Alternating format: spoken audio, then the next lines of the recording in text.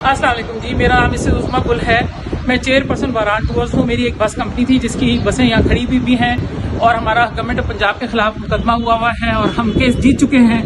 और उसके बाद गवर्नमेंट ऑफ पंजाब ने एप्लीकेशन दी हुई, अपील दी हुई है और उसमें हम लोग स्टे पे चल रहे हैं। चूँकि इस वक्त स्टे चल रहा है, हमारी बसें यहीं खड़ी हैं। आज बगैर वार्निंग के इन्होंने हमला किया है। पुलिस वाले आए हैं, सेक्रेटरी RTA, ADCG वगैरह सब आए हैं। उन्होंने आके सारा डिपो पे कब्जा कर लिया है। ऊपर से मेरा बोर्ड तोड़ दिया वारान का। नीचे से देखें सामान कैसे उठा उठा के फेंक रहे हैं। लोगों को, मेरे अमले को बाहर निकाल के फेंक दिया है।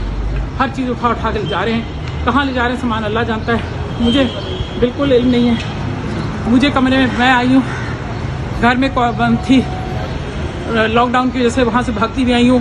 क्वारंटीन मैं अपने आप को बंद किया हुआ था, सेल्फ क्वारंटीन था कि चले बेहतर एहतियात करनी जरूरी है, तो अभी भागती भी आई हूँ। यहाँ आके इन्होंने मुझे कमरे में बंद कर दिया, मेरा सामान खींचा, दफ्तर तोड़ दिया और मुझे बल्कि एक आदमी ने सोफा ऐसा जोर का धक्का देके मुझे मारा है कि वो मेरे घुटने पे चोट भी लग गई है। तो मैं यही कहना चाहती हूँ कि ये हुकूमत पंजाब है, ये लोग कर रहे हैं। इनके चीफ सेक्रेटरी मेजर आजम वो इसमें इन्वॉल्व हैं, ये सारे लोग इसमें इन्वॉल्व हैं और ये जानबूझ के ये कर रहे हैं। जो कि DCO हैं यहाँ के, वो भी चूँकि फौजी हैं, उनके साथ मेजर आजम के साथ कहीं हैं, मिलने वाले हैं। इन सब ने मिलके ये शबखून मारा है मेरे साथ और इस वक्त मेरा सामान निकाल के बाहर फेंक रहे हैं। मेरा पहले करोड़ों का नुकसान कर चुके हैं, अब मजीद इसके ऊपर लगेंगे। तो मैं सबसे दरख्वास्त करती हूँ कि आप सब लोग भी आवाज बुलंद करें और चीफ जस्टिस से खास तौर पे कह रही हूँ कि आप कब हमारी मदद को आएंगे। हम हर चीज कर चुके हैं, हर तरह से हमने जुडिशरी की आजादी के लिए इतनी स्ट्रगल की थी। तो क्या आज हमारे साथ ये है कि वो कहते हैं ADCG के मैं किसी अदालत को नहीं मानता,